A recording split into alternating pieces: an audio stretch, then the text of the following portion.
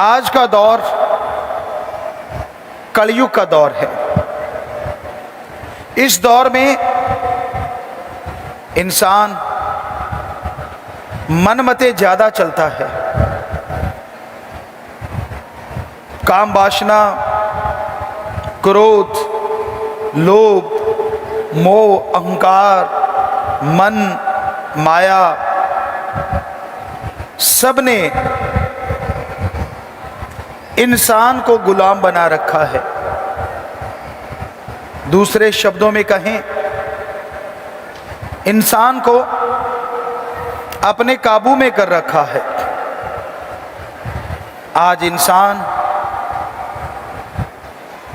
विषय विकारों में समय लगाता है।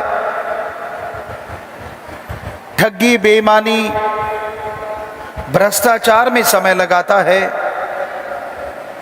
झूठ बोलना, लेग पुलिंग, उसमें समय लगाता है। चुगलियां करना, निंदा करना, गप मारना, ये आज आम बात हो गई है। इस कलयुग में सबसे मुश्किल है राम के नाम में बैठना। 10 मिनट भी अगर प्रभु का नाम लेना पड़ जाए तो यूं लगता है जैसे बहुत सारा बोझ उठा लिया हो। यूं लगता है जैसे पता नहीं कितनी बड़ी कुर्बानी कर दी हो। दुनिया की तमाम बातें मसालेदार लगती हैं, पर राम नाम की बात अलूणी सिल की तरह लगती है कि ये तो बकबका समान है। पर आप नहीं जानते, कई बकबकी चीजें सेहत के लिए बहुत फायदेमंद होती हैं। उदाहरण, एवोकाडो एक फल आया है, बड़ा ही बकबका है, पर कहते हैं सेहत के लिए बहुत बहुत फायदेमंद है। कुनैन बड़ी कड़वी होती है, पर सेहत के लिए बड़ी अच्छी होती है। नीम की दातुन बड़ी कड़वी होती है, पर बहुत सारे मुंह की बीमारियों से निजात दिला देती है अगर लगातार करते रहो। नीम को पीना, जामुन, करेला, मेथी है, ये ऐसी चीजें हैं जिसे कोई खाना पसंद नहीं करेगा। लेकिन क्या आप जानते हैं, यह शरीर के लिए बेहद फायदेमंद है।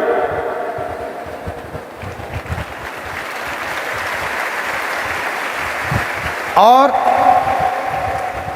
पुरातन में लोग इन्हें खाया करते थे। गांव में बड़ा अच्छा सा फल होता है नीम की निमोड़ी। नीम के बीज लगते हैं, पहले ग्रीन कलर के होते हैं और फिर येलोइश कलर हो जाता है, फिर हल्का सा ऑरेंजिश कलर जाता है। तो येलो या ऑरेंज कलर होता है। उस समय नीम की वो निमोड़ी चूस ली जाए तो बड़ी मीठी होती है और बड़ी ही गुणकारी होती है। सो कहने का मतलब, हर मीठी चीज फायदेमंद नहीं होती और हर कड़वी चीज कड़वी नहीं होती। मीठे में चीनी है और डॉक्टर सारे मानने लगे हैं सबसे घातक है। नमक है, सबसे घातक है। और आप नमक मिर्च वाली बातें ही पसंद करते हैं। जब खाने पीने में नमक मिर्च घातक है, तो जो बातें भी नमक मिर्च वाली होती हैं वो भी उतनी ही घातक हैं।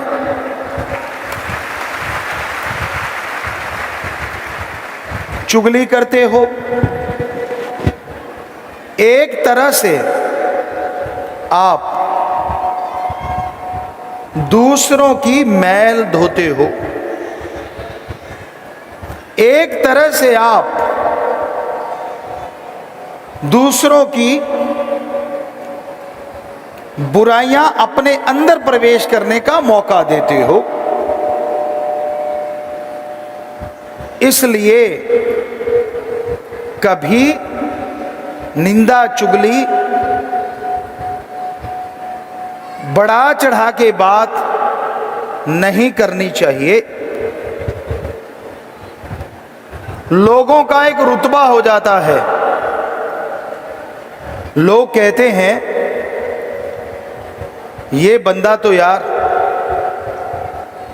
झूठ ही झूठ बोलता है, सारी जिंदगी निकल जाती है उन लोगों की, पर जब तक 10-15 झूठ ना बोल दे रोटी हजम नहीं होती। और कोई उन पे यकीन नहीं करता, पता है कि छोड़ रहा है। तो बातें वो करो जिसका कोई मूल्य हो। राम नाम की बात करो, हम गारंटी देने को तैयार हैं, एक एक बात का मूल्य लाखों करोड़ों से बढ़ के होगा।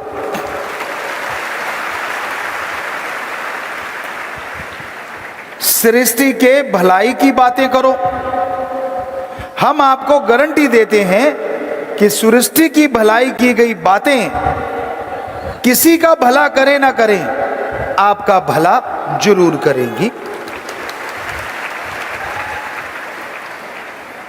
पुण्य दान की बात करो,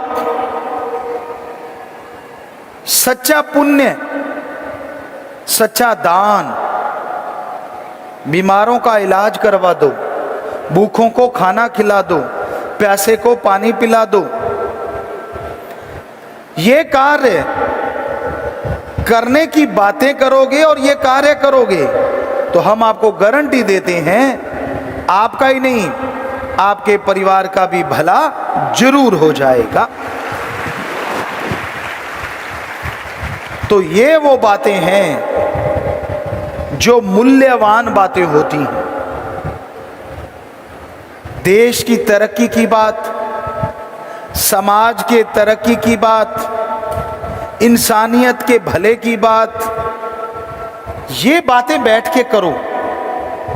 राम नाम की बात, जैसे जैसे ये बातें आप करते जाओगे वैसे वैसे आत्मिक शांति, आत्मिक आनंद आता जाएगा। लेकिन ऐसी बातें करने वाले बहुत कम होते हैं। आप सत्संग आते हैं, हम भी सत्संग में आया करते थे, बैठा करते थे, और हम देखते थे कोई नया सज्जन आके बैठा है, उसे हाथ मिलाया, सुना क्या हाल चाल है। उधर राम नाम की चर्चा हो रही है, इधर कुछ और चर्चा हो रही है। बड़े दिनों बाद आए, यार क्या हो गया, वो शुरू हो जाता है, मेरे घर में ये परेशानियां थी, मेरे घर में वो था, मेरे घर में ऐसी तकलीफ आई, मेरे शरीर में ये तकलीफ आई। जिसको सुना रहा है क्या वो तेरी तकलीफ दूर कर देगा? नहीं ना। अरे सत्संग में तो खास करके कोई भी तकलीफ, कोई भी परेशानियां हैं, अगर लगन से सुनोगे क्या पता मालिक एक पल में दूर कर दे।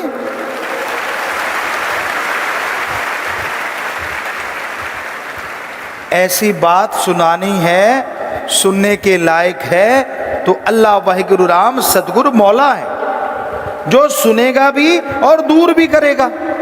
बंदा बंदे को क्या दे सकता है? ठीक है, आपको सत्संग नसीब नहीं हुआ, आप घर परिवार में हैं, तो आपस में बातें करने में कोई हर्ज नहीं, उससे दिल हल्का होता है। गुबगुलाट पंजाबी च कहते हैं, वो निकल जाता है, बजाय अंदर ढोल बनने के। गम को शेयर करो, पर सुनने वाला सच्चा दोस्त हो, सच्चा रिश्तेदार हो, सच्चा इंसानियत का पहरेदार हो, उसके सामने अगर बात करो तो हो सकता है वो भी कुछ ना कुछ राह दिखा दे और आपका गम भी कुछ ना कुछ कम जरूर हो जाएगा। पर आम तौर पे लोग बिना सिर पैर की बातें करते रहते हैं, बेवजह बातें करते रहते हैं। ये कहावत सी बन गई है, कहीं जाके बैठेंगे, बैठते ही शुरू हो जाते हैं, चलो यार अपना कोई साथी देखो, गपशप मारते हैं। आजकल के नौजवानों को तो हमने शरेआम ये कहते देखा है, आ जाओ गपशप मारते हैं। गप तो ठीक है, ये शप का पता नहीं चला होता क्या है। हमें लगता है गप तो जो आप गलत झूठ बोलते हो, और शप का मतलब समय की बर्बादी है कि आ जाओ गप मार के समय की बर्बादी करते हैं। क्यों भाई? आज जो जिंदगी का दिन आप जी रहे हो वो आज ही है, कल को नहीं आएगा, वो दोबारा आने वाला नहीं है। नहीं समझे? ये दिन आपकी जिंदगी के कुल दिनों में से कम हो गया।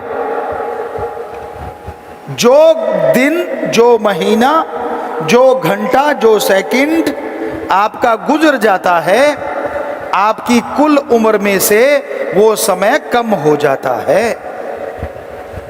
निरंतर आप अपने एंड की तरफ जा रहे हैं, तो फिर क्यों ना हर दिन को नेकी में गुजारा जाए, खुशी में गुजारा जाए। खा लिया, सो लिए, जाए, क्या इसीलिए मिला है ये शरीर? यार दिन गुजर रहा है, पर कुछ ऐसा गुजारो कि आने वाली दुनिया के लिए वो दिन रोशनी से भरा हो, लोग उसकी रोशनी से आगे बढ़ें।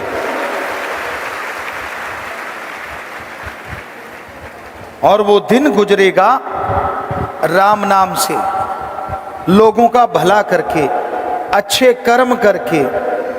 आज के दौर में इसी चीज की कमी है। कल परसों हमने देखा शास्त्राम जी गिनेस वेलफेयर फोर्स विंग की सेवादारों की फोटो विदेशों की बुक्स में भी आ गई हैं।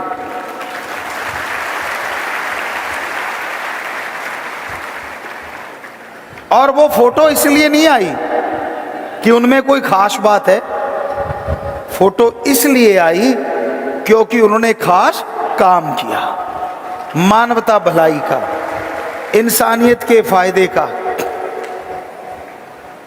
तो नाम रोशन हो गया, लोग याद रखते हैं कि हाँ ये अच्छे काम करने वाले हैं, ये भले काम करने वाले हैं। तो इसलिए अच्छाई में समय लगाओ। आप समय का दुरुपयोग ना करो, सदुपयोग करो। समय तो गुजरेगा, लेकिन गुजरते समय के साथ साथ आपको समझ लेनी चाहिए, ना समझ नहीं बनना चाहिए।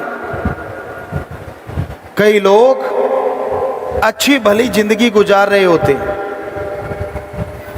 पर जैसे जैसी उम्र बढ़ती है उनके गलत कामों की लिस्ट बढ़ती चली जाती है। ये गलत है।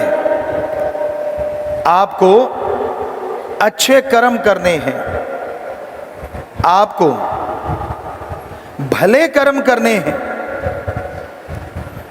आपकी बुराइयों को आपने छोड़ना है।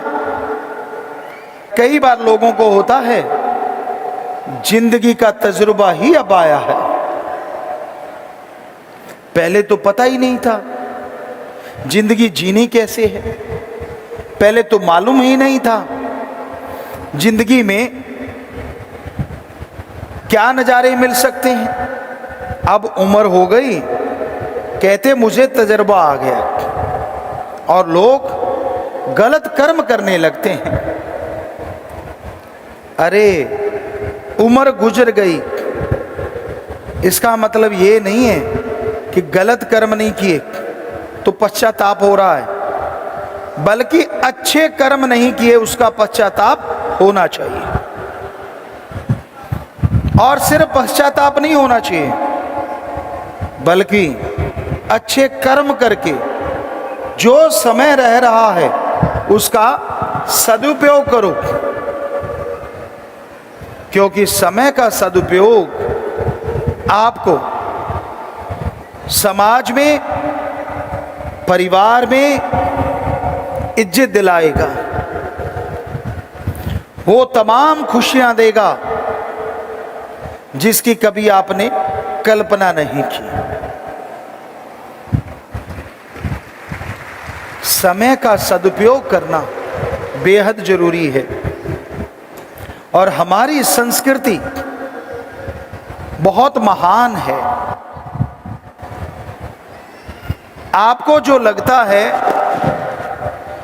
कि हमारी संस्कृति में कमी है, ये आपका भ्रम है। हम महान सभ्यता का हिस्सा हैं जिसने पूरी दुनिया को सभ्यता सिखाई है। हमारे देश में यह सिखाया गया है 25 साल की उम्र तक ब्रह्मचर्य का पालन करना चाहिए। और आप नहीं जानते, पहले 25 सालों तक, खास करके 23 सालों तक ब्रह्मचर्य का पाठ ही पढ़ाया जाता था। इसलिए योद्धा शूरवीर, अगर आप कहते हैं पहले ताकत ज्यादा थी तो दिमाग कम था, तो ये आपका गलत फहमी है, आपकी गलत सोच है। पहले साउंडलेस जहाज होते थे, आज तक नहीं बने। पहले एटम परमाणु कंधे पे होता था, आज तक नहीं हुआ। पहले एटम परमाणु चल जाता, उसे रोका जा सकता था, जो आज तक संभव नहीं हुआ। पहले जब चाहते थे बरसात करवा लेते थे, आज तक संभव नहीं हुआ। तो पहले शरीर ही पावरफुल नहीं होते थे, दिमाग भी आज से कई गुना ज्यादा पावरफुल और स्वस्थ होते थे। क्यों? ब्रह्मचर्य। 25 साल तक बच्चों को पता ही नहीं होता था गृहस्थ जिंदगी होती क्या। गुरुकुल में पढ़ाया जाता था, सख्त निर्देश होते थे। 23 साल तक ब्रह्मचर्य के अकॉर्डिंग युद्ध कला, विज्ञान कला, धर्म कला, समाज कला, बहुत सारी और कलाएं यानी शिक्षाएं दी जाती थी। हर क्षेत्र की शिक्षा दी जाती थी। और 23 से 25, 24-25 साल में थोड़ा थोड़ा गृहस्थ जिंदगी का बताते बताते 25 साल के बाद शादी होती थी। तब पता चलता था कि अच्छा ये नर और मादा होते हैं। अदरवाइज ब्रह्मचर्य पे ही जोर दिया जाता था और लोग सच्चे दिल से पालना करते थे। तो तब जो हाइट होती थी वो इंचों में नहीं, सेंटीमीटर में नहीं, फुटों में नहीं, हाथों में नापी जाती थी। ये 7 हाथ का, 7 का मतलब 10.5 फुट का कम से कम माना जाता था। और आजकल 7.5 फुट ही हो जाए तो पता नहीं क्या हो जाएगा। यूं लगेगा जैसे आदमी में कोई ऊंट घूम रहा है, क्योंकि आजकल के ऊंट की हाइट इतनी है। तो 10.5 तो ऊंट भी बेचारा मुश्किल से पूरी कर पाता है। तो पहले हमारी ही प्रजाति थी, हमारे ही पूर्वज थे जिनकी लेंथ, जिनकी हाइट इतनी होती थी। और पावर कितनी होती होगी वो तो पूछो मत। दिमाग कितना तेज था वो भी कहने सुनने से परे। ये तो पतन हुआ उसका, पुनर्विकसित हुआ इंसान, तो जाके लगता है कि आज पहले पिछड़े वाले थे, आज वाले ज्यादा तेज हैं। ये आपका भ्रम है, कोई तेज तूज नहीं है आप। आज के युवा को ज्यादा ही अहंकार हुआ हो तो साउंडलेस जहाज बना के दिखाओ, एटम को कंधे के टांग के घूम के दिखाओ, जब चाहे बरसात करवा के दिखाओ।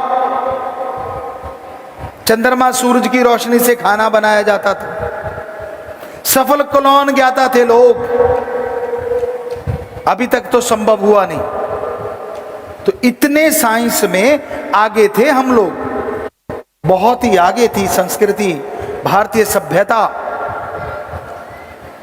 लेकिन आपने उसे मामूली बना दिया क्योंकि आप कदर नहीं करते।